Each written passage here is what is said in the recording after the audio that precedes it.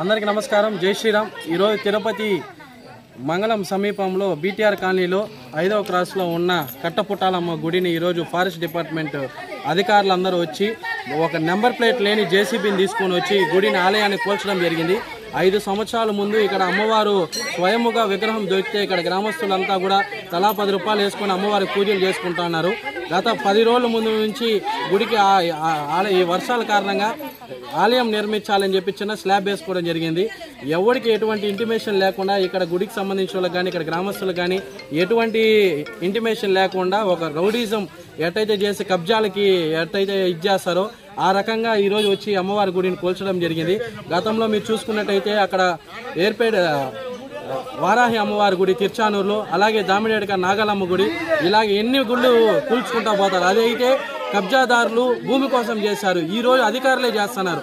Forest department సంబంధించిన వ్యక్తులు without information, ఏ paper statement లేకుండా, ఇంటిమేషన్ లేకుండా వాళ్ళు ఎట్టే చేస్తారు. ఇది తీవ్రంగా మేము బజరంగ దళ తరఫున ఖండిస్తున్నాము. ప్రతి ఒక్క అధికారులు ఇక్కడికి వచ్చి ఇక్కడ అమ్మవారి ముందు క్షమాపణలు చెప్పి ఆలయం ముందు ఎలా ఉందో అలాగే చేసి ఇక్కడ ఉన్న ప్రతి ఒక్క గ్రామస్తులకు కూడా క్షమాపణలు చెప్పాలని తెలియజేసుకుంటున్నాం. దీని వెనకాల ఎవరెవరు ఉన్నారో వాళ్ళందరినీ వదిలేయలేదు. ఈ జేసీబీతో సహా సీజే బిచ్చి వీళ్ళందరి మీద కూడా క్రిమినల్ సంబంధించిన కేసులు కూడా నమోదు చేపిస్తామని తెలియజేసుకుంటున్నాం.